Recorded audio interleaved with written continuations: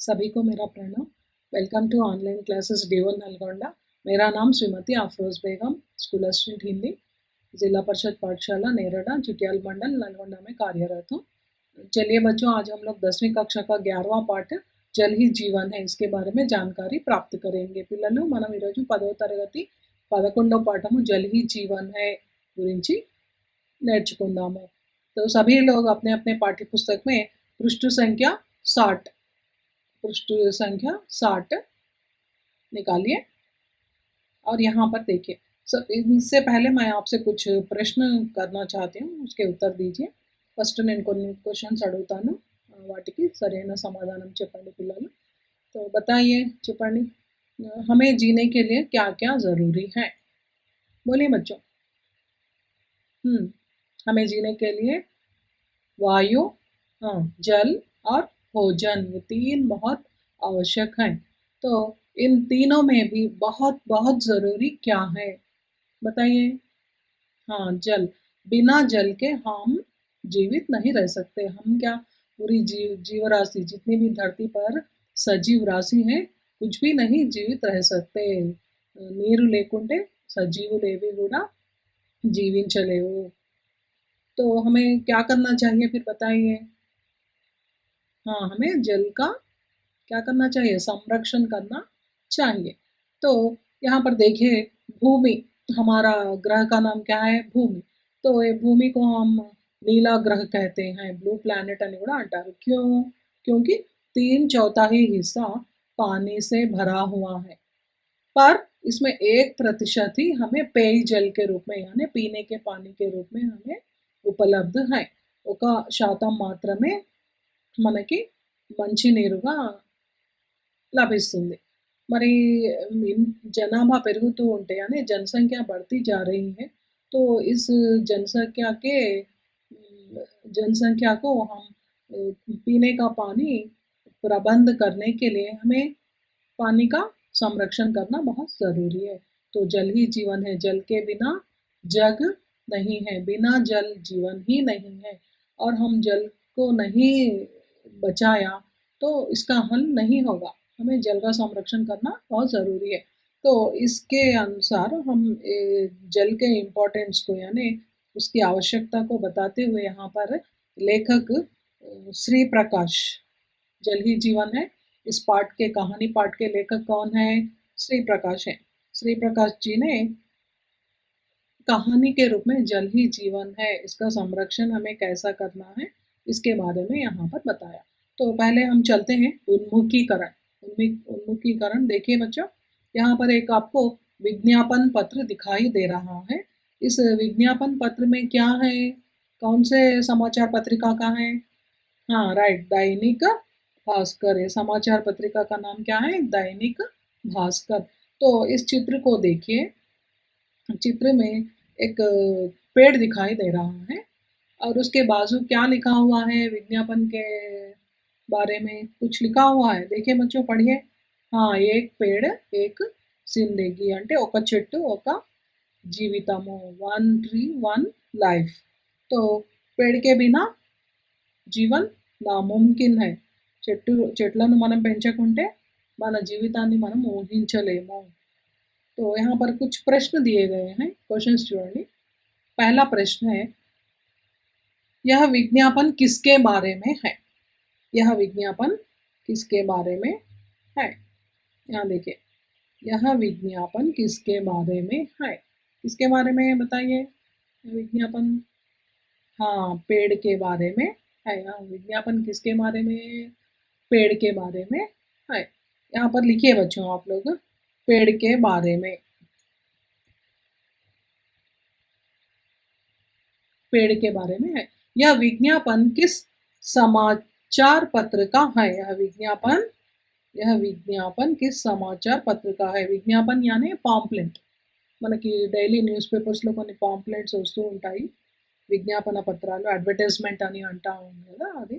तो ये विज्ञापन किस समाचार पत्र का है? मैंने आपको यहाँ पर पहले ही बताया है। कौन से समाचार पत्रिका का है? दैनिक भास्कर।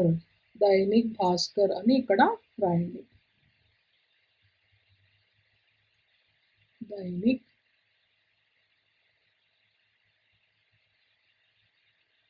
भास्कर। तो इससे क्या संदेश मिलता है? इस विज्ञापन पत्र से हमें क्या संदेश मिलता है बताइए बच्चों? पेड़ों को लगाने से, पेड़ों को पालने से क्या होता है? हमारे पर्यावरण का संरक्षण होता है। तो हमें इससे क्या संदेश मिलता है यहाँ पर लिखे? पर्यावरण का पर्यावरण का संरक्षण సంరక్షణ. సో, మళ్ళీ చూడండి పిల్లలు, ఈ విజ్ఞాపన పత్రము అనేది దైనిక్ భాస్కర్ అనే సమాచార పత్రికకు సంబంధించింది. ఏమని రాసి ఉంది? ఏక్ పేడ్ ఏక్ జిందగీ. ఫస్ట్ క్వశ్చన్ ఏముంది? ఫస్ట్ ప్రశ్న, యహ విజ్ఞాపన్ కిస్కే బారే మే హై? ఈ విజ్ఞాపన పత్రం అనేది దేని ఉద్దేశించి ఉన్నది అంటే పేడ్ యాని చెట్లను ఉద్దేశించి ఉన్నది.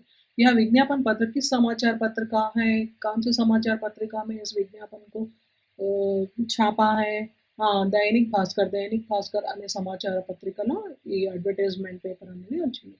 तो इससे क्या संदेश मिलता है? तीसरा प्रश्न, మనకి దీని ద్వారా లభించే సందేశం ఏమిటి?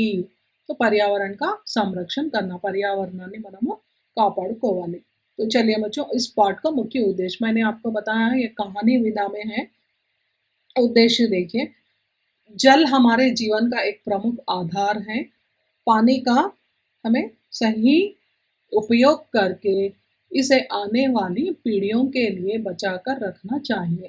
इस विषय को लेकर पानी का महत्व व उपयोग, पानी का महत्व या उपयोग और पानी संबंधी जानकारी दी जा रही है।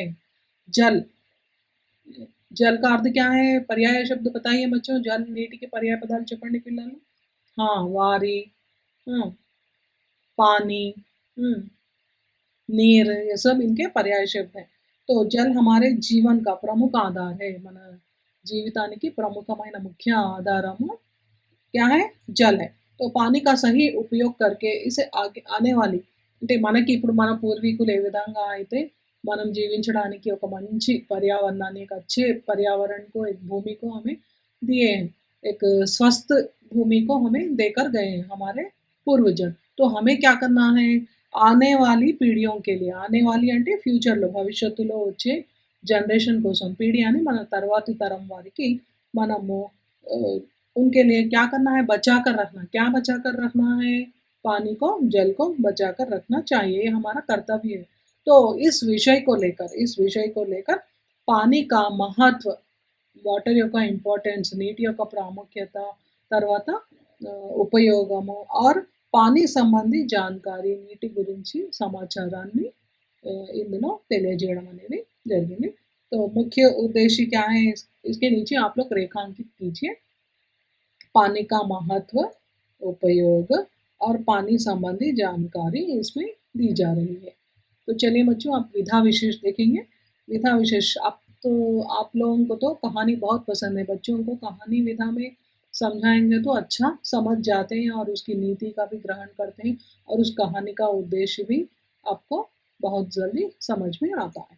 तो यहाँ पर देखिए, प्रस्तुत पाठ कहानी विधा में है. जल ही जीवन है. हम लोग कुछ पाठ पढ़े थे, आपको याद है? ईदगाह पाठ, हाँ, ईदगाह पाठ भी कहानी विधा में था. तो ये जल ही जीवन है पाठ भी कहानी विधा में है. बालकों को सबसे प्रिय लगने वाली विधा कहानी होती है. इसमें क्या होता है? इसमें कौतूहलता होती है. कौतूहलता, उत्सुकता, जिज्ञासा, मनोरंजन और मूल्य छिपे होते हैं. तो కహాని అంటే కథ వింటూ ఉంటే పిల్లల్లో కుతూహలము మరియు ఉత్సాహము, తర్వాత జిజ్ఞాస, నెక్స్ట్ ఏం జరుగుతుంది అని తెలుసుకోవాలనే కోరిక, తర్వాత మనోరంజన్ అంటే ఆనందము, ఎన్నో ముఖ్యమైన నైతిక విలువలు అనేవి ఇందులో దాగి ఉంటాయి. అయితే కథ ద్వారా మనం పిల్లల్లో మనకు మనం తెలియజేయవలసిన సందేశాన్ని పిల్లలకి అందజేయడానికి ప్రయత్నం చేయగలము. అయితే ఇక్కడ కవి ఎవరు? लेखक का नाम क्या है? श्री प्रकाश. इन्होंने जल ही जीवन है कहानी के माध्यम से बच्चों में जल का महत्व बताने का प्रयत्न किया है. उन जीवन मूल्य, हमारे जीवन मूल्यों में जल का इम्पोर्टेंस क्या है, जल का महत्व क्या है, जल की आवश्यकता क्या है, इसके बारे में इन्होंने समझा है. अब हम लेखक का परिचय देखेंगे. लेखक, लेखक का नाम क्या है? श्री प्रकाश। श्री प्रकाश लेखक हैं।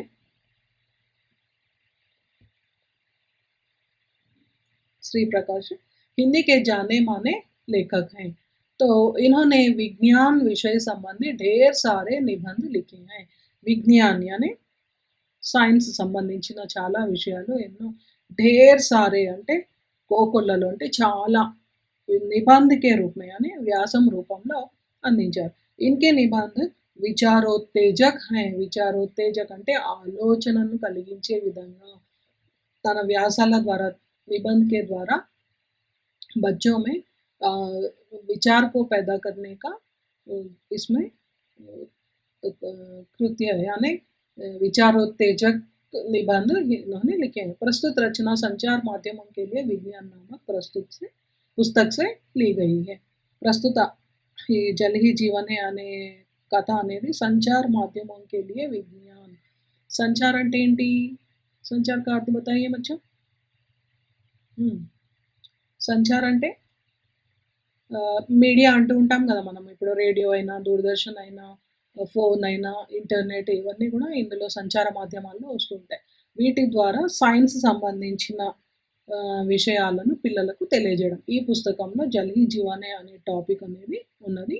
ఈ సంచాर माध्यमों के लिए विज्ञान पुस्तक के माध्यम से इस कहानी को हमें बताने का प्रयत्न किया है, समझाने का, जल का महत्व बताने का प्रयत्न किया है। तो चलिए बच्चों अब हम आगे बढ़ेंगे।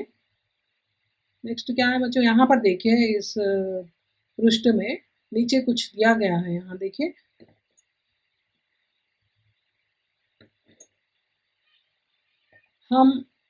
हम जल की कीमत तब तक नहीं पहचानते जब तक कुआं सूख न जाए। हम జల్ కి ఖీమత్ యానీ విలువ, దాని యొక్క వాల్యూ అనేది, నీటి యొక్క విలువ అనేది తబ్ తక్ నహీ పహచాన్తే ఎప్పటి వరకు గుర్తించము అంటే జబ్ తక్ కుआं सूख न जाए। कुआं का अर्थ क्या है? कुआं यानी కుआं అంటే ఏంటి? బావి అంటే వాటర్ సోర్సెస్ అనేవి ఎప్పటి వరకు అయితే ఎండిపోవో అప్పటి వరకు మనకి నీటి విలువ అనేది తెలియదు ప్రజలకు అనేసి ఎవరు అంటున్నారు? థామస్ ఫుల్లర్ అనే అతను हम జల్ की कीमत तब तक नहीं पहचानते जब तक कुआं सूख न जाए అని అంటున్నారు. అంటే మనకి నీటి ఎద్దడి వస్తే గానీ నీటి విలువ అనేది తెలియదని అంటున్నారు. దీన్ని గుర్తించండి పిల్లలు. तो अब चलेंगे हम लोग विषय प्रवेश में। विषय प्रवेश देखिए, दुनिया की सभी भाषाओं में जल के अलग अलग नाम हैं किंतु सबकी प्यास एक है। जल के बिना जीवन की कल्पना करना असंभव है। तो आगे देखिए, जल में जीवन बसता है और जीवन में जल। प्रस्तुत पाठ में इसी विषय को उजागर करने का प्रयास किया गया है। దునియా की सभी భాషాओं में ప్రపంచంలో ఉన్న అన్ని భాషల్లో కూడా జల్ యానీ నీటి యొక్క అలగ్ అలగ్ అంటే డిఫరెంట్ వివిధ పేర్లు అనేవి నామ్ హై కింటు కానీ సబ్కి ప్యాస్ హై అందరికి దాహం, ప్యాస్ యానీ థర్స్టీనెస్ అనేది ఒకటే ఏంటి? పానీ. జల్ కే బినా జీవన్ కి కల్పన అంటే మనం నీరు లేకుండా మన జీవితాన్ని కల్పన కర్న అసంభవ్ హై, ఊహించడం అనేది, కల్పన అని ఊహించడము అసంభవం. జల్ మే జీవన్ బస్తా హై, నీటిలోనే మన లైఫ్ అనేది, జీవితం అనేది ఉన్నది. ఆర్ జీవన్ మే జల్, మన ప్రాణం అనేది నీటితోనే ఉన్నది. జీవన్ మే జల్, ప్రాణంలోనే నీరు.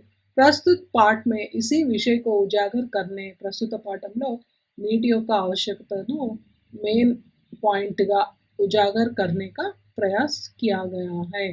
మనకి मेन पॉइंट ఏంటి? जल, जल के बारे में ही इसमें बताया गया है।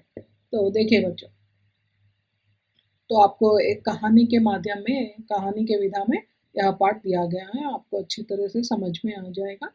तो यहाँ देखिए, 21वीं सदी का अब अंत होने वाला था और 22वीं सदी की शुरुआत చూడండి, దీని కింద అండర్లైన్ చేయండి, రేఖాంకిత్ कीजिए। 21वीं శతాబ్ది यानी 21st సెంచరీ అనేది ఎండింగ్, అంటే ఎండింగ్లో ఉన్నది, మరి 22nd సెంచరీ అనేది స్టార్టింగ్లో ఉన్నది అని అంటున్నాడు. అంటే ఇప్పుడు మనకి ప్రస్తుతం మాత్రం 21వ శతాబ్దమే. ఇంకా 100 ఏళ్ల తర్వాత అంటే ఇంకా 80 ఇయర్స్‌లో, ఇంకా 80 సంవత్సరాల్లో వచ్చే ప్రాబ్లమ్‌ని, వచ్చే కష్టాన్ని ముందే ఊహించి మనకి కవి ఇక్కడ శ్రీప్రకాష్ గారు నీటి యొక్క ఇంపార్టెన్స్ గురించి చెప్పారు. तो शुरुआत यानी ప్రారంభము. ఇక్కడ రాసుకోండి प्रारंभ। पृथ्वी पर मानव ने काफ़ी ప్రగతి कर ली थी। భూమి మీద పృథ్వీ దీని కింద అండర్‌లైన్ చేయండి. దీని యొక్క పర్యాయ పదాలు కూడా అడుగుతూ ఉంటారు.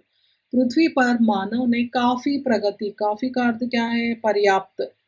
यहाँ पर लिखे बच्चों पर्याप्त।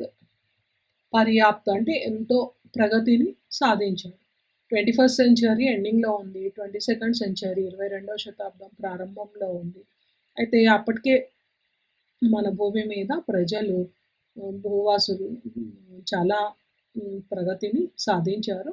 ఏమేం ప్రగతిని సాధించారో చూడండి. జనసంఖ్య పర్ నియంత్రణ కర్ లియా థా. జనసంఖ్య అంటే జనాభా పెరుగుదలను కూడా నియంత్రించారు. పర్యావరణకి సమస్యకు లగ్భగ్ హల్ కర్ లియా గయా థా. పర్యావరణ సమస్యను కూడా దాదాపుగా లగ్భగ్ అంటే దాదాపుగా సుమారుగా దాన్ని కూడా ఆ సమస్యను కూడా అధిగమించారు. తర్వాత లోగ్ సుఖ్ చైన్ సే రహే తే. ప్రజలందరూ కూడా సుఖ్ చైన్ అంటే సుఖ సంతోషాలతో ఆనందంగా ఉంటున్నారు. అచానక్ ఏక్ దిన్ ఒకరోజు ఏమైందంట సడన్‌గా అచానక్ ఏక్ దిన్ సమాచార్ పత్ర మే ఒక న్యూస్ పేపర్‌లో एक खबर छिपी थी। खबर అంటే ఏంటి? खबर అంటే రాసుకోండి పిల్లలు. खबर यानी సమాచార్ న్యూస్. ఒక సమాచారం అనేది ప్రకాశిత్ హుయి అంటే ముద్రించబడింది. ఏమని? జిసే పढ़कर लोग ఆశ్చర్యచకిత్ हो गए. ప్రజలందరూ కూడా ఆశ్చర్యపోయారు ఆ సమాచారం, ఆ న్యూస్ చదివి. इस खबर के अनुसार एक सर्वेक्षण में बताया गया कि पृथ्वी पर निरंतर पानी की कमी होती जा रही है. तो इस सर्वेक्षण में तो ये खबर क्या थी? న్యూస్ ఏంటి? ఇది చాలా ఇంపార్టెంట్. సమాచార్ పత్ర మే కౌన్ సి ఖబర్ ఛపీ థీ. ఖబర్ యానీ ఇక్కడ 2 మీనింగ్స్ ఉన్నాయి పిల్లలు. ఖబర్ అంటే ఒకటి ఏంటి అంటే ఇస్లాం మతంలో చనిపోయిన తర్వాత చనిపోయిన వాళ్ళని వాళ్ళకి ఒక అదేంటి గోరీలాగా కడతారు. దాన్ని ఖబర్ అంటారు. ఈ ఖబర్ ఏంటి అంటే న్యూస్ పేపర్‌లో ముద్రితమైన వార్తలను మనం ఇక్కడ ఖబర్ అని అంటే ఇక్కడ సెంటెన్స్‌ని బట్టి ఏమంటారు उसके समाचार के अनुसार जो भी సందర్భ है సందర్భకే అనుసార్ మనం సందర్భాన్ని అనుసరించి ఆ పదం యొక్క అర్థాన్ని ఇక్కడ మార్చుకొని చదువుకోవాల్సి ఉంటుంది పిల్లలు. కాబట్టి ఒక పదానికి డిఫరెంట్ మీనింగ్స్ అనేవి ఉంటాయి. ఆ సందర్భాన్ని బట్టి మనం ఆ అర్థాన్ని ఉపయోగించాలి. तो यहाँ पर खबर यानी समाचार. इसको ध्यान में रखिए बच्चों. जिसे पढ़कर ఆ న్యూస్‌ని చదివి అందరూ కూడా ఆశ్చర్యపోయారు. तो ये समाचार क्या था? खबर क्या थी? आपको यह जानना बहुत ज़रूरी है. एक सर्वेक्षण में बताया गया कि पृथ्वी पर निरंतर భూమి మీద నిరంతరంగా అంటే కంటిన్యూయస్‌గా ఏమవుతుంది? పానీకి కమీ హోతీ జా రही है. కమీ అంటే ఏంటి? उसका अभाव. కమీ का अर्थ है अभाव కొరత. నీటి యొక్క కొరత అనేది ఏర్పడుతుందంట.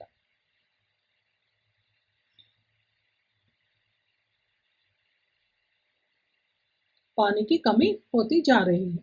तो कुछ वैज्ञानिक और भूवैज्ञानिक अपने दोस्तों के साथ बगीचे में बैठे पानी की इस समस्या पर चर्चा कर रहे थे.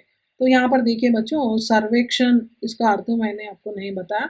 सर्वेक्षण का अर्थ क्या है बोलिए बच्चों? सर्वेक्षण यानी सर्वे करना यानी उसका जांच पड़ताल करना.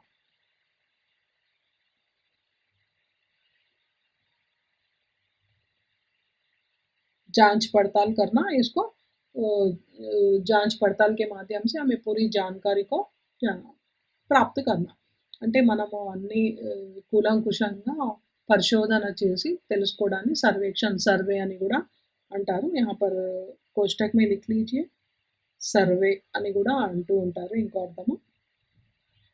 तो कुछ वैज्ञानिक और భూవైజ్ఞానిక్ వైజ్ఞానిక్ అంటే మీకు తెలుసు ఎవరు? శాస్త్రవేత్తలు. భూవైజ్ఞానిక్ అంటే ఎవరు? భూగర్భ శాస్త్రవేత్తలు. अपने दोस्तों के साथ వాళ్ళ ఫ్రెండ్స్‌తో దోస్తులతో కలిసి బగీచే మే బగీచా यानी बगीचे का अर्थ क्या है? बाग। बगीचे का अर्थ है बाग। बाग ई बाग वेरे। तो यहाँ पर भी दो है, यहाँ पर देखिए बाग वेरे, बाग वेरे। इन दोनों के अलग अलग अर्थ हैं। ये है गार्डन, बगीचा। ये क्या है, इसका अर्थ क्या है?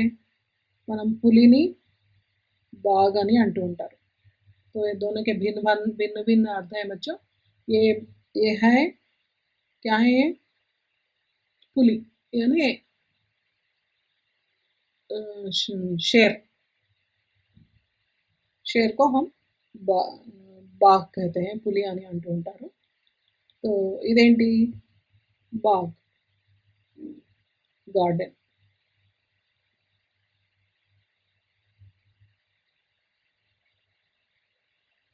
गार्डन।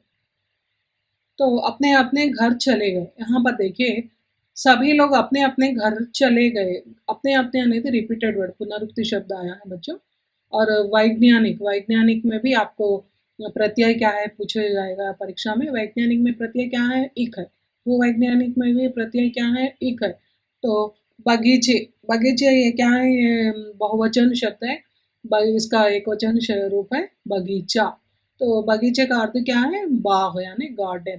तो गार्डन में बैठकर सभी लोग पानी की समस्या के बारे में समाचार पत्रिका में जो समाचार आया है, खबर आई है, उसके बारे में आपस में चर्चा कर रहे थे। अंदर మాట్లాడుకుంటూ ఉన్నారు కూర్చొని। तो कुछ देर बाद शाम ढल गई। కొద్దిసేపటి తర్వాత शाम यानी ఈవినింగ్ అయింది, సాయంత్రము अయింది। सभी लोग अपने अपने घर चले गए। प्रोफेसर दीपेश वहीं लॉन पर बैठे आकाश की ओर देखकर कुछ सोच रहे थे। प्रोफेसर दीपेश इनों का वैज्ञानिक, एक वैज्ञानिक का नाम है प्रोफेसर दीपेश। तो वहीं लॉन पर बैठकर, लॉन यानी అక్కడ ఏముంటుంది, లాన్ का अर्थ है గ్రాస్, అంటే అక్కడ గడ్డి, గార్డెన్లో ఉన్న గడ్డి మీద కూర్చొని ఆకాశం వైపు చూస్తున్నాడు, ఆలోచిస్తూ ఉన్నాడు। कि अचानक उनकी नजर एक तारे पर पड़ी। సడన్ గా, అచానక్ అని అకస్మాత్తుగా ఆయన యొక్క దృష్టి ఒక నక్షత్రం మీద పడింది। తారా यानी నక్షత్రం। तो जो नाचता हुआ पृथ्वी की ओर आ रहा था, అది నాచుతా హువా यानी తిరుక్కుంటూ తిరుక్కుంటూ ఈ విధంగా తిరుక్కుంటూ తిరుక్కుంటూ ఏమవుతుంది, తిరుగుతూ తిరుగుతూ పృథ్వీ వైపుకి, భూమి వైపుకి वसूंदी। पृथ्वी पर उतरते उतरते वह पुनः आकाश की ओर मुड़ गया। ఉతర్తే ఉతర్తే ఇది కూడా ఇక్కడ రిపీటెడ్ వర్డ్, పునరుక్తి శబ్ద పిల్లలు దాన్ని గుర్తుపెట్టుకోండి। పృథ్వీ పర్ उतरते उतरते यानी దిగుతూ దిగుతూ पुनः फिर से आकाश की ओर मुड़ गया। मुड़ना అంటే టర్న్ होना, पीछे పలటన, వెనుకకు తిరిగిపోయింది। ఓహ్ यह तो कोई यान है। ఇది చాలా ఇంపార్టెంట్ పిల్లలు, ఇది మీరు స్టార్ గుర్తుపెట్టుకోండి। ओह! यह तो कोई यान है। यहाँ पर देखिए विराम चिन्ह है। इस विराम चिन्ह को हम क्या कहते हैं? విస్మయాది బోధక్, नहीं तो संबोधात्मक, संबोधन बोधक అని అంటూ ఉంటారు। संबोध के रूप में इसे हम उपयोग करते हैं, या कुछ आश्चर्यचकित विषय को बताना है तो हम इस विराम चिन्ह का उपयोग करते हैं। ओह! यह तो कोई यान है। అరే ఇది ఒక ఏదో యాన్ यानी ఒక విమానము అని అనుకుంటూ ఉంటాడు। पर पृथ्वी पर ऐसे यान का अभी आविष्कार ही नहीं हुआ। కానీ భూమి మీద ఇట్లాంటి విమానాన్ని ఆవిష్కరించలేదు కదా అని అనుకుంటూ ఉంటాడు। फिर यह यान कहाँ से आया? तो कौन सोच रहे हैं ये सब? प्रोफेसर दीपेश के मन में यह प्रश्न आ रहे हैं। क्या देखकर? उस यान को देखकर जो पृथ्वी पर उतरते उतरते पुनः मुड़ गया। उस यान के बारे में सोचते हुए उन्होंने क्या प्रश्न अपने मन में लाए? पृथ्वी पर ऐसे यान का अभी आविष्कार ही नहीं हुआ है, फिर यह यान कहाँ से आया? तो इस प्रश्न का उत्तर कुछ समझ में आने पर प्रोफेसर दीपेश के होश उड़ गए और दौड़े दौड़े अपने कमरे में चले गए। तो यहाँ पर देखिए होश उड़ गए। होश उड़ना అంటే ఏంటి? होश उड़ना అంటే అసలేం జరుగుతుందో ఊహించలేకపోవడం అనేది। ఇప్పుడు మనం చూడండి సడన్‌గా ఎక్కడికైనా వెళ్తూ ఉంటాం. అకస్మాత్తుగా ఏదైనా యాక్సిడెంట్ జరిగిందనుకోండి. అది చూసి మనం చాలా చలించిపోతాం. అప్పుడు మనం అసలు ఎక్కడున్నాము అనేది కూడా మనం గ్రహించలేము. ఆ పరిస్థితి ఉంటుంది. ఆ విధంగా ఉండడాన్ని అంటే ఒకేసారి ఆశ్చర్యపోవడాన్ని హోష్ ఉడనా అని అంటారు. और दौड़े-दौड़े अपने कमरे में चले गए. పరిగెత్తుకుంటూ తన గదిలోనికి వెళ్ళిపోయాడు. उन्होंने अपने मित्र प्रोफेसर विकास को फ़ोन किया और अपने घर बुलाकर सारी बात बताई. अपने मित्र का नाम क्या है? प्रोफेसर दीपेश के मित्र का नाम क्या है? प्रोफेसर विकास. विकास को फ़ोन किया और अपने घर बुलाकर सारी बात बताई. తన ఇంటికి పిలిచి మొత్తం జరిగిన విషయం చెప్పాడు. प्रोफेसर दीपेश की बातें सुनकर प्रोफेसर विकास को ज़्यादा आश्चर्य नहीं हुआ. అయితే దీపేష్ మాటలు విని ప్రొఫెసర్ వికాస్‌కి చాలా ఆశ్చర్యం ఏం కలగలేదు. ఎందుకు? क्योंकि वे ब्रह्मांड के अन्य ग्रहों पर जीवन की खोज में लगे हुए थे. ఆయన కూడా ఒక శాస్త్రవేత్త. అయితే తను బ్రహ్మాండ అని విశ్వంలో ఉన్న ఇతర గ్రహాల గురించి, అక్కడ ఉన్న జీవం గురించి ఎప్పుడు పరిశోధన చేస్తూ खोज यानी उसका परिशोधन करते रहते हैं. उन्हें विश्वास था कि इस अनंत ब्रह्मांड में हम अकेले नहीं हैं. అయితే ఆయన విశ్వాసం ఏంటి? किसका किसका विश्वास? प्रोफेसर विकास का विश्वास क्या है? इस अनंत ब्रह्मांड में हम अकेले ही नहीं हैं. మనం ఒక్కలమే కాదు किसी न किसी ग्रह पर जीवन ज़रूर है. भूमि पर ही नहीं अन्य ग्रहों पर भी जीवन ज़रूर होगा అని इनका क्या है विश्वास है. तो प्रोफेसर विकास अगली शाम को प्रोफेसर दीपेश के साथ उनके ही बाग में बैठकर प्रतीक्षा कर रहे थे. यहाँ पर देखिए कौन-कौन बैठे हैं प्रोफेसर विकास और प्रोफेसर दीपेश दोनों उनके ही बाग में. किसके बाग में? अपने ही बाग में प्रोफेसर दीपेश के साथ यानी प्रोफेसर दीपेश के बाग में बैठकर प्रतीक्षा यानी ప్రతీక్ష అంటే ఏంటి? వెయిట్ చేయడం అంటే వేచి చూడడము. ఇక్కడ చూడండి ప్రతీక్ష మరియు ఇంతజార్ రెండు కూడా సేమ్ मीनिंग्स सेम అర్థాలను ఇస్తాయి. तो व्यर्थ नहीं हुआ उनका इंतज़ार व्यर्थ नहीं हुआ. शायद वह अंतरिक्ष यान दोबारा इस रास्ते में इस रास्ते से गुजरे. तो प्रोफेसर विकास और दीपेश किसका इंतज़ार प्रतीक्षा कर रहे थे? उस अंतरिक्ष యాన్ కా అంటే స్పేస్ క్రాఫ్ట్ అంతరిక్ష యానం గురించి వాళ్ళు వేచి చూస్తూ ఉన్నారు. तो इस रास्ते से गुजरे ఈ మార్గం నుంచి వెళ్తుందేమో చెప్పలేమనేసి వాళ్ళు ఎదురు చూస్తూ ఉన్నారు. उनका इंतज़ार करना व्यर्थ नहीं हुआ. వాళ్ళ ఇంతజార్ అనేది వేస్ట్ కాలేదు. వ్యర్థ नहीं हुआ. दोबारा वहाँ अंतरिक्ष यान उसी रास्ते से गुजरा. మరలా दोबारा అంటే फिर से మరలా अंतरिक्ष यानम అనేది ఆ మార్గం ద్వారా వెళ్ళింది. లేకిన్ वह इस बार वापस अंतरिक्ष में नहीं आया. కానీ అదేమైంది? మళ్ళీ తిరిగి अंतरिक्ष में नहीं गया. అంతరిక్షంలోనికి తిరిగి వెళ్ళిపోలేదు. वह बाग में ही उतरा. వాళ్ళు కూర్చున్న గార్డెన్‌లోనే దిగింది. प्रोफेसर दीपेश और प्रोफेसर विकास आश्चर्यचकित हो उस यान को देख रहे थे. వాళ్ళిద్దరు కూడా ఆశ్చర్యంతో ఆ అంతరిక్ష విమానం వైపు చూస్తున్నారు. ఇక్కడ చూడండి అంతరిక్ష విమానం నేను మీకు తర్వాత చూపిస్తాను. दोनों सोचने लगे कि यह यान यहाँ क्यों उतरा. వాళ్ళ మైండ్‌లో చాలా ఆలోచనలు అనేవి చాలా ప్రశ్నలు అనేవి వస్తున్నాయి. वो प्रश्न क्या है हम लोग यहाँ पर देखेंगे. दोनों सोचने लगे వాళ్ళిద్దరు ఆలోచిస్తున్నారు ఏమని यह यान यहाँ क्यों उतरा. ఇవి చాలా ఇంపార్టెంట్ పిల్లలు మీరు అండర్‌లైన్ చేసుకోవాలి. ఎందుకంటే పరీక్షలో అడుగుతాడు ఏమని प्रोफेसर विकास और प्रोफेसर दीपेश के मन में उस अंतरिक्ष यान को देखकर क्या-क्या प्रश्न उठे అని అడుగుతాడు. तो మీరు ఈ ప్రశ్నలు రాయాల్సి ఉంటుంది. కాబట్టి మీరు జాగ్రత్తగా గుర్తుపెట్టుకోండి, చూడండి, अंडरलाइन చేయండి. उसके नीचे रेखांकित कीजिए और उसको ध्यान में रखिए. यह यान यहाँ क्यों उतरा. తర్వాత ఇంకో క్వశ్చన్ ఏంటి इस प्रकार పృథ్వీ కా చక్కర్ लगाने का क्या मतलब हो सकता है. ఈ విధంగా భూమిని చక్కర్ लगाना అంటే చుట్టడంలో దీని యొక్క ఉద్దేశ్యం ఏంటి? మతలబ్ దీని యొక్క ఉద్దేశ్యం ఏంటి? क्या यहाँ जासूसी क्या यहाँ कोई జాసూసీ యాన్ है. ఏమైనా ఇది జాసూసీ అంటే ఏంటి? సిఐడి లాగా అంటే గుప్తచర్ గుప్తంగా ఏదైనా సమాచారాన్ని సేకరించడానికి వచ్చిందా. जो पृथ्वी पर जासूसी करने आया है.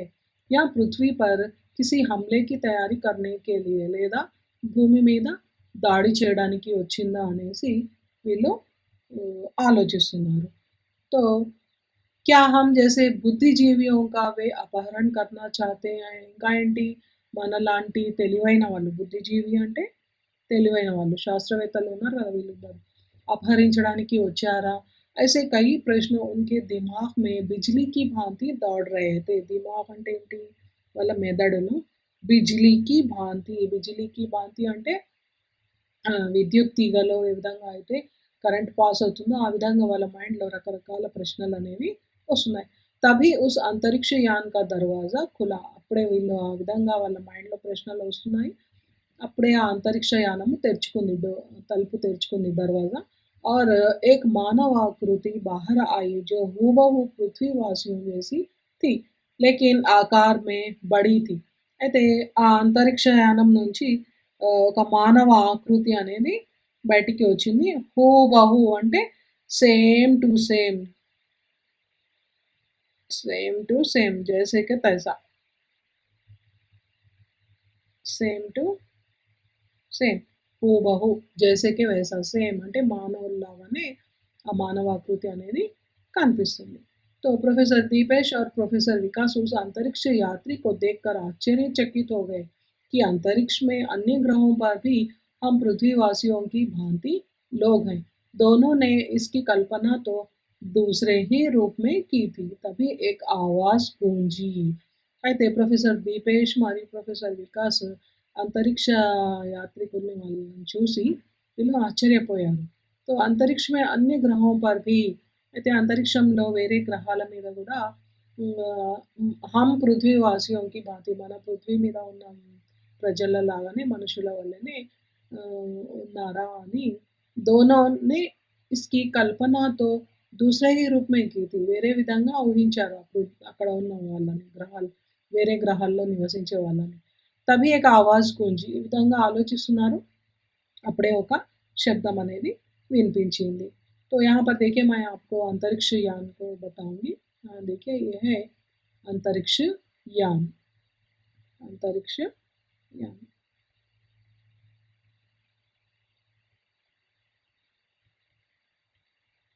देखिए बच्चों आप लोग देख रहे हो ना अंतरिक्ष यान అనేది स्पेस क्राफ्ट అని కూడా అంటూ ఉంటారు. नेक्स्ट देखिए यहाँ पर ये दोनों वैज्ञानिक हैं प्रोफेसर दीपेश और प्रोफेसर विकास. ये दोनों अंतरिक्ष यात्रियों को देखकर हम पृथ्वीवासियों के जैसे हूबहू हैं అని ఆలోచిస్తున్నారు. तो यहाँ तक एक भाग हमने देखा है. आगे देखेंगे बच्चों. यहाँ पर देखिए कुछ प्रश्न दिए गए हैं. आपको समझ में आया ना यहाँ तक पार्ट. तो इससे संबंधित कुछ प्रश्न हैं. पहला प्रश्न देखिए सर्वेक्षण में क्या बताया गया है. सर्वेक्षण మనం చెప్పుకున్నాము స్టార్టింగ్లోనే प्रारंभ में देखा है हमने समाचार पत्रिका में एक खबर छपी हुई थी. वहाँ पर क्या था उस खबर के अनुसार एक सर्वेक्षण में क्या बताया गया है कि ఇక్కడ మీరు టిక్ చేసుకోండి पृथ्वी पर निरंतर पानी की कमी होती जा रही है. क्या हो रहा है पृथ्वी మీద భూమి మీద నిరంతరము నీటి కొరత అనేది ఏర్పడుతూ ఉన్నది. और दूसरा प्रश्न देखिए बच्चों प्रोफेसर दीपेश के होश क्यों उड़ गए. प्रोफेसर दीपेश के होश क्यों उड़ गए.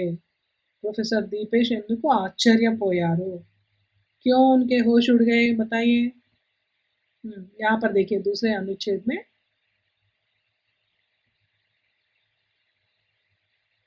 हाँ पृथ्वी पर यह तो कोई यान है पृथ्वी पर ऐसे यान का अभी आविष्कार ही नहीं हुआ.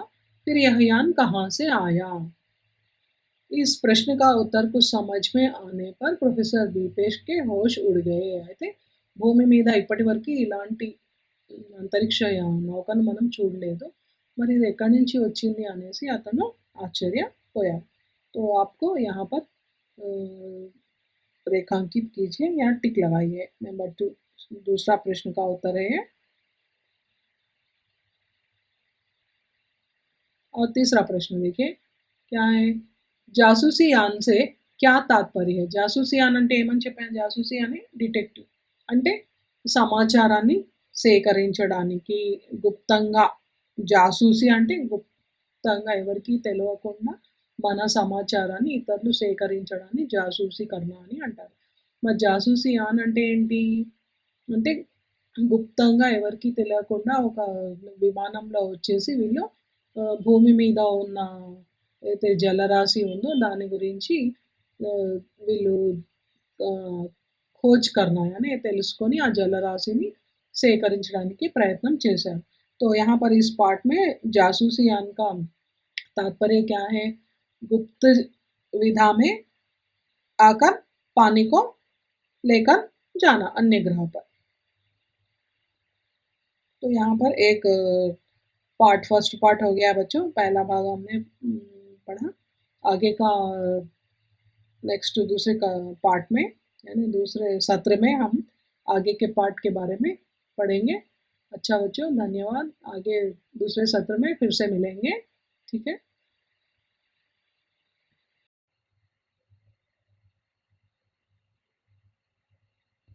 स्वागत है बच्चों दूसरे सत्र में। जल ही जीवन है पाठ का हमने पहला सत्र में क्या जानकारी प्राप्त की थी? चलिए बच्चों एक बार हम ब्रीफली इसके बारे में जानेंगे। 21वीं सदी की अंत थी और 22वीं सदी की शुरुआत। तो अचानक एक दिन क्या हुआ, एक समाचार पत्र में एक खबर छपी थी। क्या था उस खबर में क्या छपा हुआ था? सर्वेक्षण में बताया गया कि पृथ्वी पर निरंतर पानी की कमी हो रही थी। तो इस समस्या के बारे में वैज्ञानिक और भूवैज्ञानिक बैठकर आपस में चर्चा कर रहे थे।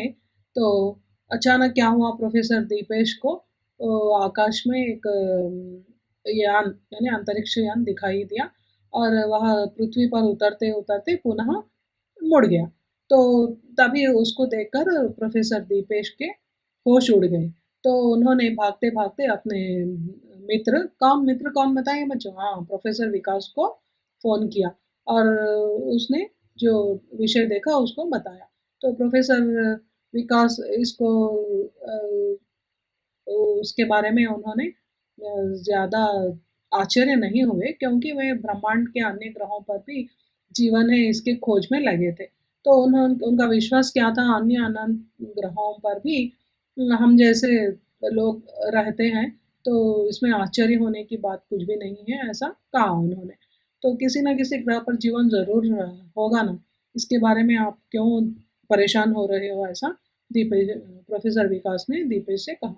तो प्रोफेसर विकास क्या-क्या अगली शाम दीपेश के घर जाकर वहाँ पर दोनों उसके अंतरिक्ष यान के प्रतीक्षा में थे। उनका उनकी प्रतीक्षा कुछ व्यर्थ कुछ भी नहीं हुई।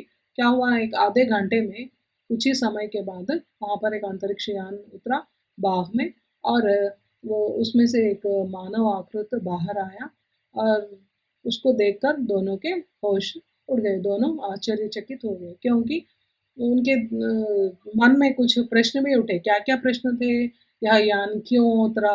पृथ्वी पर चक्कर लगाने का मतलब क्या है? क्या ये जासूसी यान है? क्या पृथ्वी पर जासूसी करने आया है या पृथ्वी पर किसी हमले की तैयारी में है? या हम जैसे बुद्धिजीवियों का अपहरण करने आए हैं? ऐसे कई प्रश्न उनके दिमाग में बिजली की भांति दौड़ रहे थे। तभी वहाँ से उस अंतरिक्ष यान से दरवाज़ा खुला और एक मानव आकृति बाहर आई। तो यह सब हमने पहले भाग में जाना था। तो दीपेश और विकास दोनों उस अंतरिक्ष यात्री की कल्पना भी कभी नहीं की थी। तो अब आगे देखिए बच्चों, इस अनुच्छेद में पृष्ठ संख्या 62 62 पृष्ठ संख्या यहाँ पर देखिए।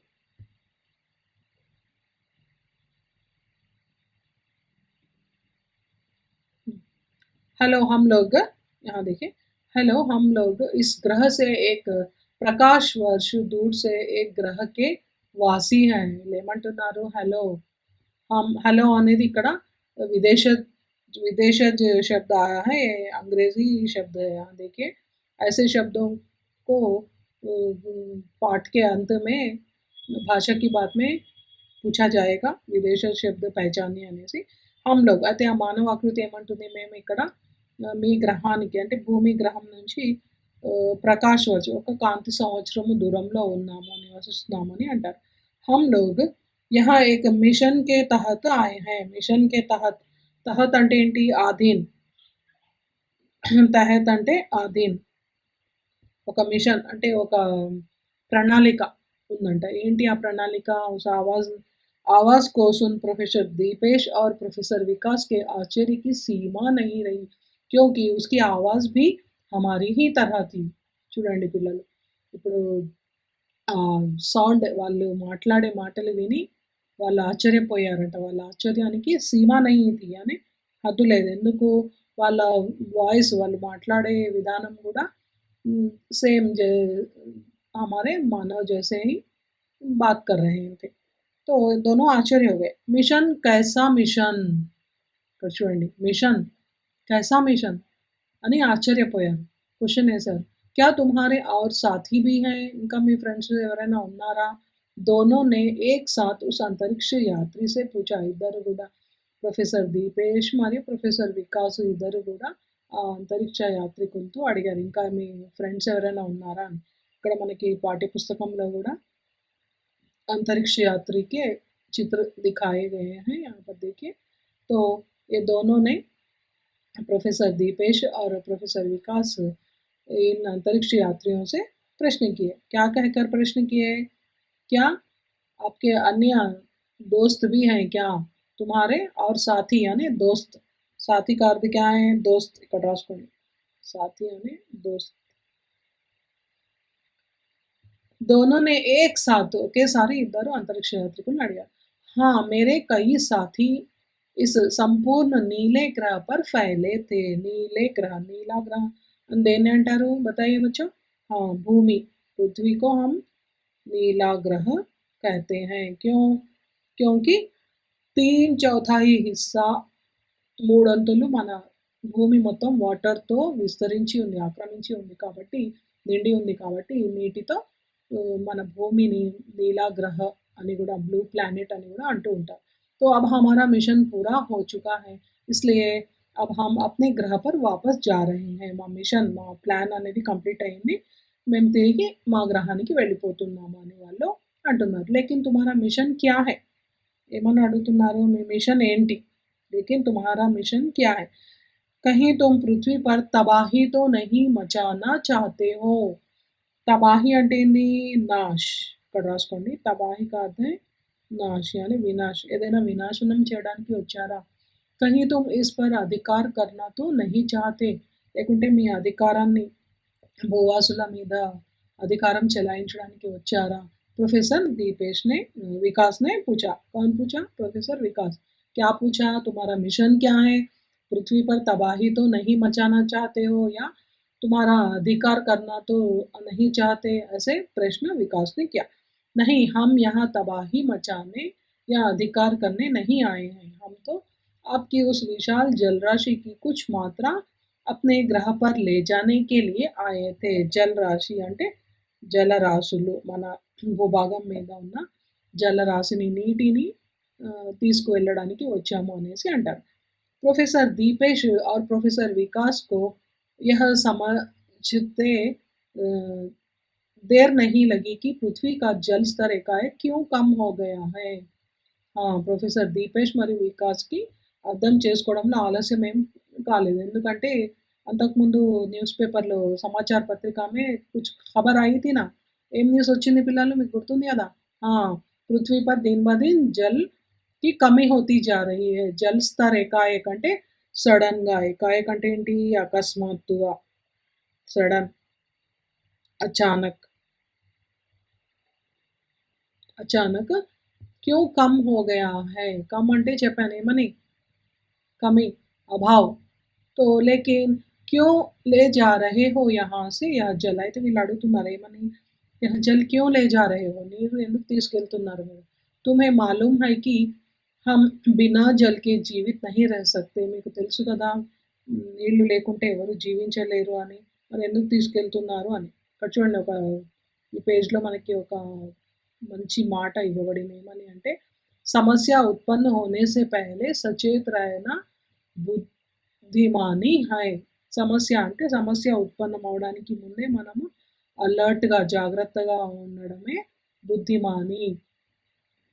అంటే బుద్ధిజీవుల పని అని అంటున్నాడు. అంటే ఏదైనా సమస్య ఉత్పన్నమవుతుంది అని ముందే ఊహించి మనం జాగ్రత్తగా ఉండాలి అని అంటున్నారు.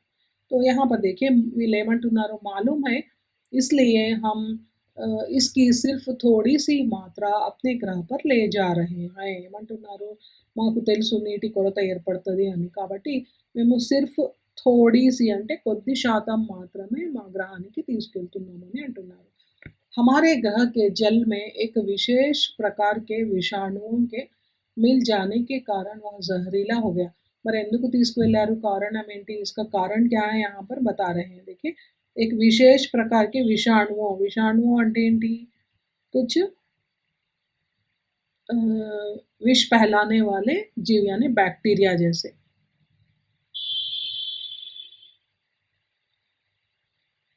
बैक्टीरिया जैसे यहाँ पर इन जल में मिल गए हैं तो जो सूक्ष्म जीव कहते हैं ना वो तो जहरीला यानी पॉइजन विषपूरित विषहीन विषहीन इसका विलोम शब्द है विषभरा जहरीला అంటే విషభర అంటే విషంతో కూడిన वाटर ఉంది నీళ్ళు అనేవి వాళ్ళ గ్రహంలో ఉన్నాయి उसके उपयोग से हमारे ग्रह पर महामारी फैल गई ఆ నీటిని ఆ విషపూరితమైన నీటిని త్రాగడం వల్ల వాళ్ళ గ్రహవాసులలో మహమ్మారి ఒక అంటువ్యాధి అనేది వ్యాపించింది జैसे మనం అంటూ ఉంటాం కలరా ప్లేగ్ లాంటి ఏవైనా సరే ఈ విషపూరిత నీళ్ళని త్రాగడం వల్ల ఇట్లాంటి అంటువ్యాధులు అనేవి వ్యాపిస్తూ ఉంటాయి जिससे वहाँ के लोग मरने लगे हैं అక్కడి ప్రజలు ఆ నీళ్ళని త్రాగడం వల్ల చనిపోతున్నారు हमने तो उन विषाणुओं को नष्ट कर दिया है అయితే ఆ सूक्ष्मजीवुల్ని వాళ్ళు నష్టపరిచారంట కానీ लेकिन जल में घुले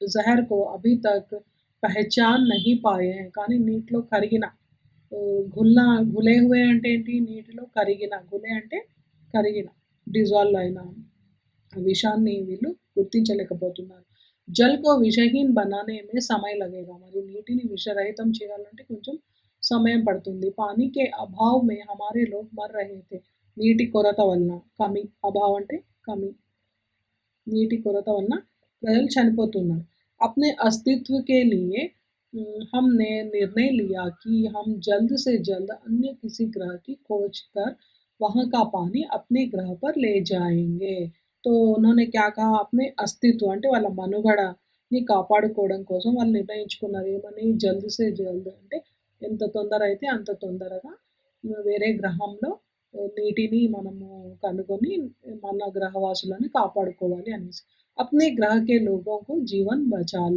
बचाएंगे వాళ్ళ గ్రహం మీద ఉన్న గ్రహవాసులను కాపాడుకోవాలి అనేసి మేము మీ ప్లానెట్ మీదకి వచ్చాము అని అన్నారు हमारी नज़र अपने आपके नीले ग्रह पर पड़ी नीला ग्रह यानी पृथ्वी पर पड़ी जो हमसे अधिक नजदीक था అయితే వీళ్ళ గ్రహానికి దగ్గరలో ఉన్న గ్రహం ఏది అంటే నజదీక్ అంటే ఏంటి ఇక్కడ नजदीक का अर्थ क्या है बच्चों దగ్గర करीब इसका विलोम शब्द दूरमु करीब का विलोम शब्द क्या है दूर दूर करीब तो हम यहाँ उतर गए కాబట్టి మాకు దగ్గరలో ఉన్న గ్రహం మీది కాబట్టి ఇక్కడ వాటర్ సోర్సెస్ ఎక్కువగా ఉన్నాయని మేము ఇక్కడికి వచ్చాము అని అన్నారు हम लोग लगभग 1 सप्ताह से जल विशेष यान की सहायता से ले जा रहे हैं అయితే వీళ్ళు నిర్ణయించుకున్నారంట ఏమని हम यहाँ उतर गए हम लोगों ने यहाँ पर विशाल जल भंडारों को देखा మరి నీటితో నిండి కళకళలాడుతూ నదులు సరస్సులతో మెరుస్తూ ఉన్నది तो निर्णय क्या है ఏమని నిర్ణయించుకున్నారు जब तक हमारे ग्रह पर पानी शुद्ध नहीं हो ఎప్పటి వరకైతే మా గ్రహం మీద నీళ్లు శుద్ధి కావో అప్పటి వరకు तब तक हम लोग यहीं से जल अपने ग्रह पर ले जाएंगे ఇక్కడి నుంచి నీటిని మనం తీసుకెళ్దామని వాళ్ళు నిర్ణయించుకున్నారు हम लोग लगभग 1 सप्ताह से सप्ताह అంటే ఒక వారం एक वीक 1 वीक 1 वीक एक सप्ताह से వారం రోజుల నుంచి వీళ్ళు నీటిని తీసుకెళ్తున్నారు तो विशेष यान की सहायता से ఒక అంతరిక్ష నౌక ద్వారా దీన్ని తీసుకెళ్తున్నారు हम लोग अपना मिशन चुपचाप पूरा करना चाहते थे चुपचाप అంటే ఎవరికి తెలియకుండా వీళ్ళ ప్లాన్ కంప్లీట్ చేసుకుందామని అనుకున్నారు वह बोला मैं वहाँ का राजा होने के नाते आपसे माफी मांगता हूँ माफी అంటే ఏంటి ఇక్కడ క్షమ క్షమ అయితే నేను అక్కడ రాజు కాబట్టి నేను మీతో क्षमापण कोरुतुन्नानु। हम लोगों ने बिना आपकी अनुमति के आपकी अमूल्य जल निधि को चुराया और अपने ग्रह पर ले गए। जल निधि इसके नीचे रेखांकित कीजिए बच्चों। అయితే మీ పర్మిషన్ లేకుండా మీకు తెలియకుండా మేము మీ అనుమతి లేకుండా మీ అమూల్యమైన జలనిధిని మేము తీసుకువెళ్ళినందుకు క్షమాపణ కోరుతున్నాను అని అడిగాడు। अंतरिक्ष यात्री अपनी बातें समाप्त कर अपने यान में बैठकर अंतरिक्ष की ओर उड़ चले। అయితే వాళ్ళ మాటలు చెప్పేసి వాళ్ళు తిరిగి అంతరిక్ష యానంలో వాళ్ళ గ్రహానికి వెళ్ళిపోయారు। प्रोफेसर दीपेश और प्रोफेसर विकास टकटकी लगाए उस अंतरिक्ष यान के बारे में सोच रहे थे। टकटकी అంటే ఆశ్చర్యంతో తదేకంగా చూస్తూ ఆ అంతరిక్ష యానాన్ని చూస్తూ ఆలోచిస్తూ ఉండిపోయారు। कुछ क्षणों में वह अंतरिक्ष यान उनकी आँखों से ओझल हो गया। అయితే కొద్ది సమయంలోనే ఏమైందంట అంతరిక్ష నౌక అనేది అంతరిక్ష విమానం అనేది అక్కడి నుంచి మాయమైపోయింది। ఆँखों से ओझल होना ओझल అంటే ఏంటి ఇక్కడ गायब రాసుకోండి। అయితే यहाँ पर टकटकी అనే వర్డ్ వచ్చింది। टकटकी का अर्थ क्या है स्थिर दृष्टि। తదేకంగా చూస్తూ ఆశ్చర్యపోయారు। వీళ్ళు చూస్తూ ఉండగానే వాళ్ళ కళ్ళ ముందు నుంచి आँखों से ओझल हो गया गायब हो गया अंतरिक्ष। अचानक प्रोफेसर विकास की नज़र एक वस्तु पर पड़ी। उस पर लिखा था। అయితే సడన్‌గా అకస్మాత్తుగా ప్రొఫెసర్ వికాస్ నజర్ అంటే ఆయన యొక్క దృష్టి దేని మీద పడింది एक वस्तु पर पड़ी। उस पर लिखा था क्या लिखा था हमें आशा है कि आप लोगों ने हम अंतरिक्ष जलचोरों को माफ कर दिया होगा। आपसे प्रार्थना है कि आप अपने जलाशयों को साफ और सुरक्षित रखें ताकि आपको भी हमारी तरह जलचोर बनना पड़े। అయితే विकास उस वस्तु को देखा तो उस चिट्ठी पर क्या लिखा हुआ था हमें आशा है कि మేము ఆశిస్తున్నాం ఏంటి అంటే आप लोगों ने हम अंतरिक्ष जलचोरों को మీరు మమ్మల్ని క్షమించి ఉంటారు అంతరిక్ష దొంగలు లాగా వచ్చేసి మేము మీ నీటిని తీసుకెళ్ళాము కాబట్టి మేము క్షమాపణ కోరుతున్నాము అని అన్నాడు కదా तो మమ్మల్ని క్షమించే ఉంటారు आपसे प्रार्थना है कि మా విన్నపం ఏంటి అంటే आप अपने जलाशयों को మీ జలాశయాలను మీరు సాఫ్ यानी పరిశుభ్రంగా సురక్షిత్ అంటే సురక్షితంగా కాపాడుకుంటారు అనేసి హమారీ తరహ ఫ్యూచర్‌లో భవిష్యత్తులో మీరు కూడా మాలాగా జల్ చోర్ అనే నీటి చోర్ అంటే ఏంటి దొంగలు వలె మారే పరిస్థితి రాకుండా మీరు జాగ్రత్తగా ఉండండి అనేసి అతను తన క్షమాపణని అందులో రాసి వెళ్ళిపోయాడు। तो यहाँ पर नीचे देखिए आप ही का अंतरिक्ष जलचोर मित्र అని ఉంది। సంచార మాధ్యమం के लिए विज्ञान पुस्तक से संकलित ఇది ఏ పుస్తకం నుంచి సంకలిత చేయబడింది అంటే సంచార మాధ్యమం के लिए विज्ञान అనే పుస్తకం నుంచి जल ही जीवन है అనే పాఠం తీసుకోబడింది। तो समझ में आया बच्चों। यहाँ पर देखिए प्रश्न चौथा प्रश्न मानव आकृति अंतरिक्ष यात्री कहाँ से आए थे అంటే మానవ ఆకృతిలో ఉన్న అంతరిక్ష యాత్రికులు ఎక్కడి నుంచి వచ్చారు कहाँ से आए अन्य उपग्रह से आए अन्य उपग्रह से आए। वे पृथ्वी पर क्यों आए थे భూమి మీదకి ఎందుకు వచ్చారు వాళ్ళు क्यों आए यहाँ पर देखिए पृष्ठ संख्या क्या है 63 में पृथ्वी पर क्यों आए उनके ग्रह के जो पानी है उस पानी विषाणुओं से भरा हुआ था और वहाँ पर महामारी पानी जहरीला होने के कारण महामारी फैल गई थी लोग मर रहे थे और विषाणुओं को नष्ट कर दिया लेकिन फिर भी पानी में जो जहर घुला हुआ था उसको पहचान नहीं पाए तो विषहीन होने तक यहाँ के पानी को ले जाने के लिए उन्होंने यहाँ पर आया। उनकी प्रार्थना क्या थी మరి వీళ్ళ విన్నపం ఏంటి हमें लास्ट अनुच्छेद में अंतिम अनुच्छेद में दिया गया है। देखिए आशा है कि हम आप लोग हमें माफ कर दिया होगा। आपसे प्रार्थना है कि अपने जलाशयों को ఇక్కడ నుంచి 6th क्वेश्चन ఇది अपने जलाशयों को साफ और सुरक्षित रखें ताकि आपको भी हमारी तरह जलचोर न बनना पड़े। तो इस कहानी से हमें क्या मालूम होता है? जल बहुत जल का महत्व हमारे जीवन में क्या है? बहुत ज़रूरी है। जल नहीं तो कल नहीं అని అంటూ ఉంటాం. जल नहीं तो कल नहीं, जल से ही जीवन है। हमें जल की रक्षा करना चाहिए और भविष्य में आने वाली पीढ़ियों के लिए हमें जल को बचा कर रखना है। इसके लिए हमें पेड़-पौधों को लगाना और पर्यावरण की रक्षा करना, इससे ही हमें जल का संरक्षण कर सकते हैं। बिना वर्षा के पर्यावरण स्वस्थ नहीं होता और वर्षा नहीं होती, इसके कारण क्या होता है? मनुष्य भी स्वस्थ नहीं रहेंगे। तो हमें जल का संरक्षण करना ज़रूरी है। यहाँ पर देखिए श्री प्रकाश आने वाले पीढ़ियों के, आने वाले शताब्दी के बारे में सोच कर ही उन्होंने उस समस्या को यानी जल की समस्या को उजागर करते हुए हमें इस कहानी द्वारा बच्चों को प्रेरित करना चाहते हैं कि हमें जल का संरक्षण कैसे करना है। आजकल हर घर में नल की प्रबंध है, तो हम इस पानी को व्यर्थ नहीं करना चाहिए। जितना हो सका हमें उतना जल का संरक्षण करना ज़रूरी है। तो आगे के पार्ट में हम लोग देखेंगे बच्चों अर्धग्राह्यता प्रतिक्रिया और अभिव्यक्ति सृजनात्मकता संबंधी प्रश्न। आपको यहाँ तक पाठ कहानी समझ में आ गया है ना? तो मैं आपसे विदा लेना चाहती हूँ। धन्यवाद बच्चों।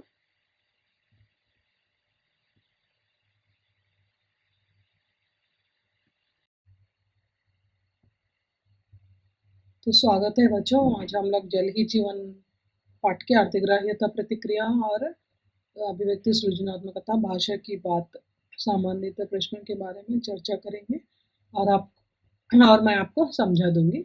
यहाँ पर देखिए अर्धग्राह्यता प्रतिक्रिया में आ भाग में पहला प्रश्न, प्रश्नों के उत्तर दीजिए। इसको आप अपने उत्तर पुस्तिका में लिखना है। पहला प्रश्न देखिए, हमारे जीवन में जल का क्या महत्व है? మన జీవితంలో నీటి యొక్క ఆవశ్యకత ఏంటి? क्या है हम इसके बिना हमारा अस्तित्व ही नहीं, మానవ మనుగడ అనేదే ఉండదు. तो నీటి आवश्यकता అనేది అన్ని విధాలుగా पूजा से लेकर विसर्जन तक हम जल का उपयोग करते हैं, तो जल का बहुत महत्व है। అది రాయాలి। नेक्स्ट दूसरा प्रश्न देखिए, धरती पर हर हिस्से में जल है किंतु स्वच्छ जल की मात्रा बहुत कम है, ऐसी स्थिति में जल का सदुपयोग कैसे करेंगे? భూమి మీద ప్రతి భాగంలో కూడా నీళ్ళనేవి ఉన్నాయి. కానీ స్వచ్ఛమైన నీరు అంటే తాగే నీరు అనేది చాలా తక్కువ. మరి ఇలాంటి పరిస్థితుల్లో నీటిని మనం ఏ విధంగా వినియోగించుకోవాలి?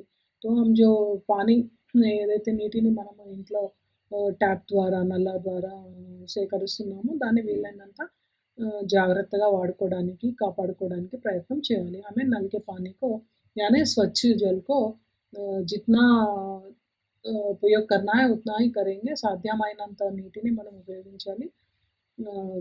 बचे हुए पानी को हमें संरक्षण करना चाहिए। दूसरे भाग में देखिए पाठ पढ़िए, अभ्यास कार्य कीजिए। पहला प्रश्न, हमारे घर पहुँचने वाले जल का उपयोग हम किसके लिए कर रहे हैं? మన ఇంటికి వచ్చే నీటిని మనము ఏ విధంగా ఉపయోగిస్తున్నాం? किसके लिए करते हैं? हाँ, पीने के लिए करते हैं, త్రాగడానికి వినియోగిస్తాము और మిగిలిన నీటిని మనము उसका संरक्षण करते हैं। दूसरा प्रश्न, जल की समस्या जल की समस्या भविष्य में क्या आपदाएं ला सकती हैं? जल की समस्या భవిష్య में क्या ఆపదాయే లా सकती हैं అంటే భవిష్యత్తులో ఎటువంటి సమస్యలను తీసుకొస్తుంది ఒకవేళ నీటి కొరత అనేది ఏర్పడితే? क्या कर सकते हैं बोले बच्चों? हमें पीने के लिए पानी नहीं होगा और हम जो भी डेली काम करते हैं उनके लिए भी, खाने के लिए, पीने के लिए, धोने के लिए, नहाने के लिए हमें पानी की समस्या होगी और पशु पक्षियों के लिए पानी का अभाव होगा और खेती-बाड़ी के लिए पानी का अभाव होगा. అన్ని విధాలుగా మనకి ప్రాబ్లమ్స్ అనేవి వస్తాయి. అవి రాయండి. तीसरा प्रश्न, जल की समस्या का समाधान क्या है? जल की समस्या का समाधान क्या है बताइए? నీటిని మనం ఏ విధంగా కాపాడుకోవాలి? నీటి సమస్యను ఏ విధంగా అధిగమించాలి? तो हमें जल को संरक्षण करना, गंदे पानी को मिलने से रोकना అంటే మురికి నీటిని నీటి కాలువల్లో చేరకుండా कापड़कोली नीर पानी के गड्ढों को खोदना, जो वृथा व्यर्थ पानी जाता है उसको हमें नदी नालों में बहने के लिए रखना या पेड़ पौधों को लगाना। ऐसे हम इस जल समस्या को साधन कर सकते हैं, इसका समाधान प्राप्त कर सकते हैं। और तीसरा देखिए, निम्नलिखित पंक्तियों की व्याख्या कीजिए अंటున్నాడు। इसमें पहला प्रश्न, इस प्रकार पृथ्वी का चक्कर लगाने का क्या मतलब हो सकता है? ఆ, ఎవరన్నారు? ఈ శాస్త్రవేత్తలు वैज्ञानिक जो होते हैं अंतरिक्ष यान से यान को देखकर उनके मन में कुछ प्रश्न आते हैं। यह अंतरिक्ष यान पृथ्वी के चक्कर क्यों लगा रहा है? हमें से हम लोग यहाँ एक मिशन के तहत आए हैं। हम लोग यहाँ एक मिशन के तहत आए हैं అని ఎవరంటారు? अंतरिक्ष यात्री वैज्ञानिकों से कहते हैं। आप अपने जलाशयों को साफ और सुरक्षित रखें ताकि आपको भी हमारी तरह जलचोर न बनना पड़े। ఇది ఎవరంటారు? अंतरिक्ष यात्री पृथ्वीवासियों से यानी प्रोफेसर दीपेश और प्रोफेसर विकास से कहते हैं कि आप लोग भी अपने जल राशि को साफ और सुरक्षित रखें, నీటిని పరిశుభ్రంగా కాపాడుకోండి అనేసి అంటారు। विज्ञापन पढ़कर कोई 4 प्रश्न बनाइए अंటున్నాడు। यहाँ पर एक विज्ञापन दिया गया है, इसको पढ़कर 4 प्रश्न बनाइए। विज्ञापन देखिए, भारत सरकार लॉन्च करती है राष्ट्रीय किशोर स्वास्थ्य कार्यक्रम। तो इसको पढ़कर आपको प्रश्न बनाने हैं। भारत सरकार का राष्ट्रीय किशोर कार्यक्रम वर्तमान चिकित्सालय आधारित संभाल से समुदाय आधारित स्वास्थ्य वर्धन एवं रोकथाम की ओर एक नई शुरुआत का संकेत है, जिसका उद्देश्य किशोर जहाँ है वहाँ तक उनके पास पहुँचना, यानी कि स्कूलों और समुदायों में। यह कार्यक्रम 6 प्राथमिकता वाले क्षेत्रों में क्रियाशीलता पर लक्षित है। प्रजनन एवं यौन स्वास्थ्य, न्यूट्रिशन, मानसिक स्वास्थ्य, घरेलू एवं लिंग आधारित हिंसा सहित चोटों के एवं हिंसा, नशीले पदार्थों का सेवन एवं असंक्रमणशील बीमारियां। इस कार्यक्रम के अंतर्गत लगभग 24 करोड़ किशोरों तक पहुंच की जाएगी। वर्तमान में किशोर स्वास्थ्य पर निवेश करके हम भविष्य में श्रम शक्ति, अभिभावकों एवं नेताओं पर निवेश कर रहे होंगे और इस प्रकार पीढ़ी दर पीढ़ी चलने वाली घटिया स्वास्थ्य के కుచక్ర को तोड़ देंगे। ఇది विज्ञापन पत्रम। ఇది చదివి మీరు ఒక 4 ప్రశ్నలు तैयार చేయండి। तो यहाँ किसके बारे में दिया गया है? राष्ट्रीय किशोर स्वास्थ्य कार्यक्रम। यह विज्ञापन किसके बारे में है? विज्ञापन का उद्देश्य क्या है? यह कार्यक्रम के अंतर्गत किशोरों को कैसे हम लाभ पहुंचा सकते हैं? इस प्रकार 4 प्रश्न लिखिए बच्चों। नेक्स्ट देखिए, अभिव्यक्ति सृजनात्मकता। आ भाग में जल स्रोतों के रख रखाव के बारे में आप क्या सुझाव देना चाहेंगे? जल स्रोत का अर्थ क्या है? నది और तालाब, వీటిని కాపాడుకోవడానికి మీరు ఇచ్చే సలహాలు ఏంటి అని అంటున్నాను। नेक्स्ट दूसरा आप प्रश्न देखिए, आज दुनिया के सभी देशों में जल की समस्या बनी हुई है, इसके समाधान में हम सबकी क्या जिम्मेदारी है? आज దునియాకి అంటే ప్రపంచంలో అన్ని దేశాల్లో కూడా నీటి సమస్య అనేది కనిపిస్తుంది। మరి దీనికి మీరు మీ కర్తవ్యం ఏంటి? क्या जिम्मेदारी है? इसके समाधान में हम सबकी మన అందరి కర్తవ్యం ఏంటి అని అంటున్నాడు। నీటి సమస్యని ఎదుర్కోవడానికి మనం ఏం చేయాలో రాయండి। నెక్స్ట్ ఈ ప్రశ్న, Jal he Jeevan high is విషయ పర్ एक పోస్టర్ बनाइए। ఒక పోస్టర్ని తయారు చేయండి, जल ही जीवन अने टाइटल పెట్టేసి। ఈ ప్రశ్న देखिए, आपके गांव में जल संरक्षण कैसे किया जा रहा है, इसके बारे में बताते हुए कुछ सुझाव दीजिए। మరి మీ గ్రామంలో నీటిని ఏ విధంగా సంరక్షించుకుంటున్నారు, దాని గురించి మీరు కొన్ని సలహాలు ఇవ్వండి। తర్వాత భాష की बात, जल शब्द से कई शब्द बने हैं जैसे जलचर। इसी तरह के 3 उदाहरण दीजिए। మనకి లెసన్లో కూడా వచ్చాయి ఏంటి? జల్యాన్,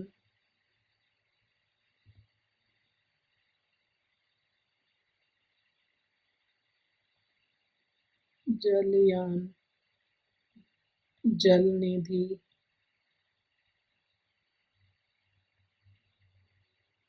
जल राशि, ఈ విధంగా రాయొచ్చు. नीचे दिए गए వాక్య పढ़िए कोष्टक में दी गई सूचना के अनुसार వాక్య బదలిए. అయితే కింద ఇవ్వబడిన వాక్యాలు చదివి ఆ బ్రాకెట్లో ఏదైతే ఇచ్చాడో దాని ప్రకారం మీరు వాక్యాన్ని మార్చి రాయాలి. पहला प्रश्न देखिए, यह तो कोई यान है. ఏ कौन से काल में है, వర్తమాన కాल में है. చివర హై వచ్చిందంటే వర్తమాన కాలం. ఇది గుర్తుపెట్టుకోండి పిల్లలు. చివర హై ఉంటే వాక్యం చివర వర్తమాన కాలం. ఒకవేళ థా అని ఉందనుకోండి, थे అని ఉందనుకోండి, అది भूतकाल. होंगे, करेंगे ఆ విధంగా ఉంటే అది భవిష్యత్ काल. तो यहाँ पर आपको समझ में आया होगा. पहला प्रश्न कौन से काल में है, यहाँ तो कोई यान है वर्तमान काल में, इसको हमें भूतकाल में बदलना है అంటే पास्ट टेंस లో మార్చాలి. क्या लिखना है बताइए बच्चों. हाँ, यहाँ तो कोई यान था. సేమ్ ఇది మొత్తం రాసేసి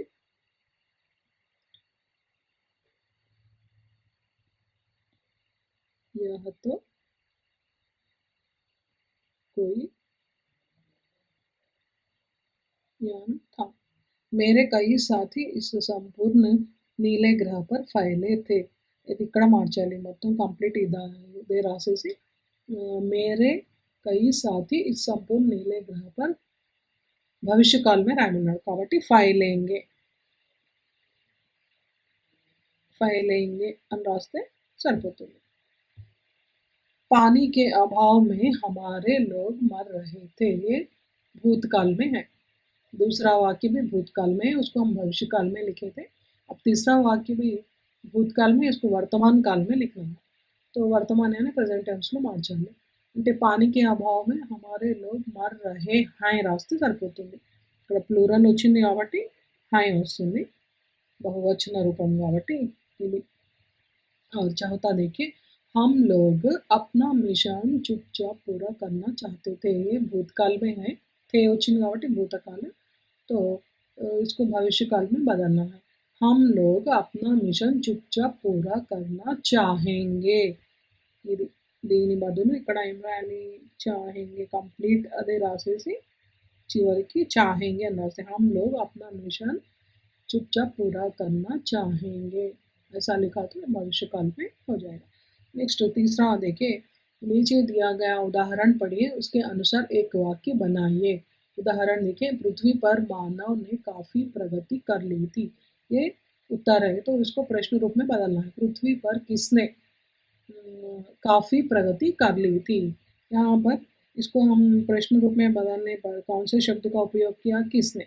इसी प्रकार कुछ भी आप लोग एक उदाहरण लिख सकते हैं. बताइए बच्चों, कौन सा भी एक उदाहरण बताइए.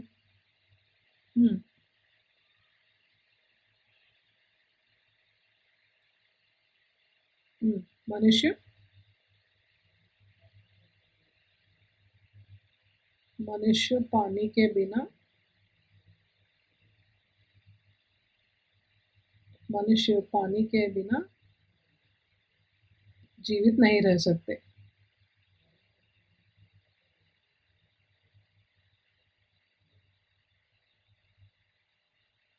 जीवित नहीं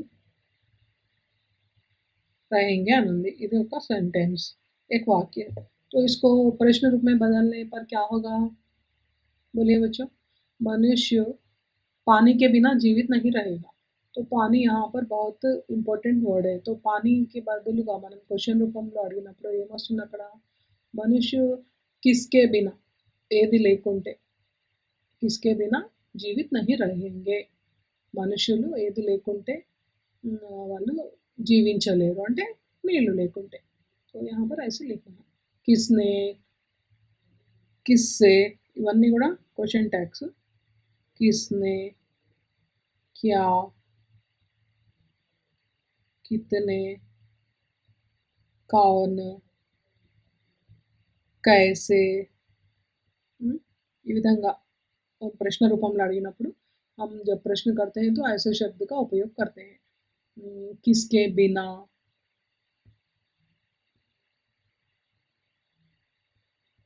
किसके बिना, ऐसे प्रश्न पूछे जाते हैं.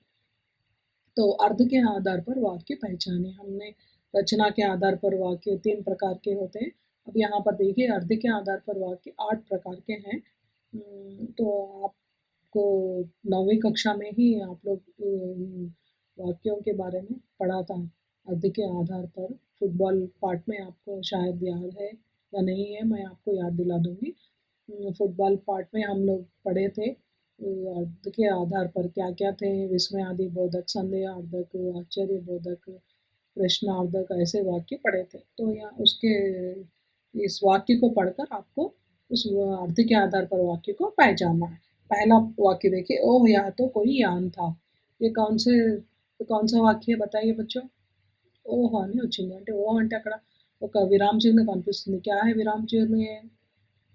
विस्मयादि बोधक यानी ओह! यह तो कोई यान है. విస్మయాది బోధక్ చిహ్న అంటే విస్మయాది వాక్యాన్ని అంటూ ఉంటాము. రాయండి అక్కడ.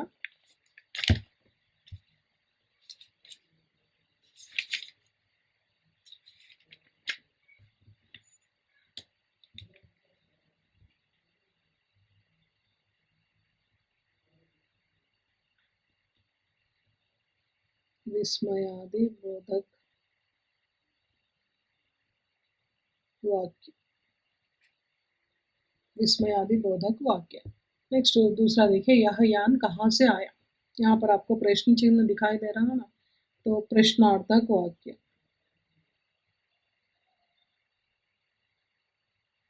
प्रश्नार्थक वाक्य।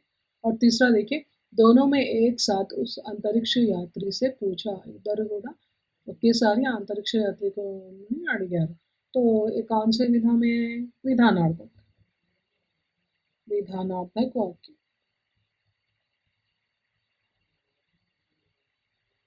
विधानार्थक वाक्य यहाँ का जल शुद्ध होगा यहाँ का जल शुद्ध होगा तो ये क्या है संदेहार्थक वाक्य होगा है ना डाउट इसलिए इसे संदेहार्थक कहते हैं संदेहार्थक हमारे यहाँ जल होता तो हम पृथ्वी पर न आते जल అని అంటున్నారు అంటే ఇక్కడ సంకేతార్థक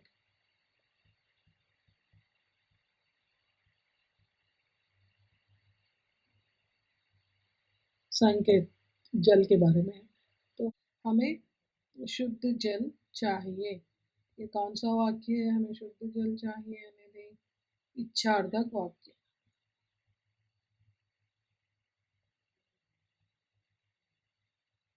इच्छार्थक वाक्य आप भी कभी हमारे यहाँ आइए ये आज्ञार्थक वाक्य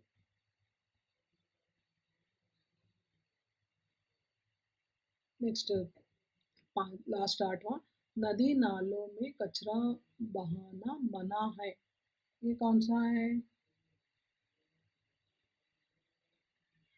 निषेधार्थक निषेधार्थक वाक्य इस प्रकार आपको लिखना है 8 प्रकार के वाक्य हैं पहले विस्मयादि बोधक वाक्य दूसरा है संदेहार्थक वाक्य और तीसरा क्या है विधानार्थक वाक्य चौथा है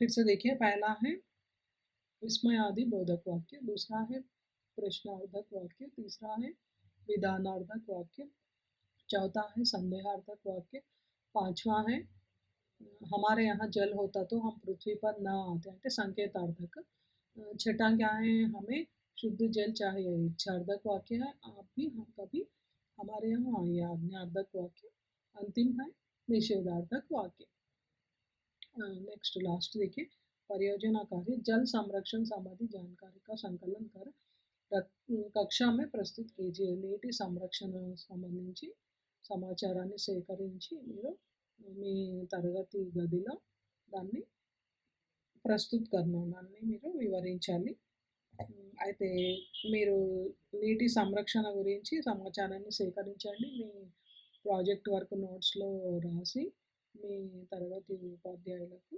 తెలియచేయండి తర్వాత వీలైతే మీరు ఒక पीपीटी यानी पावर पॉइंट तो जल संरक्षण के बारे में एक पीपीटी बनाने का भी प्रयत्न कीजिए बच्चों ठीक है आपको समझ में आ गया ना जल अर्धग्रहता प्रतिक्रिया अभिव्यक्ति सृजनात्मकता भाषा की बात संबंधी प्रश्न इस प्रकार के प्रश्न आपको परीक्षा में पूछे जाएंगे। तो यहाँ पर बहुत बहुत इम्पोर्टेंट है बच्चों, आर्थिक के आधार पर वाक्य, इसको ध्यान में रखिए और ये भी बहुत इम्पोर्टेंट है। इनको ध्यान में रखकर आपको इस तरह के प्रश्न प्रैक्टिस करना है। ठीक है बच्चों, धन्यवाद।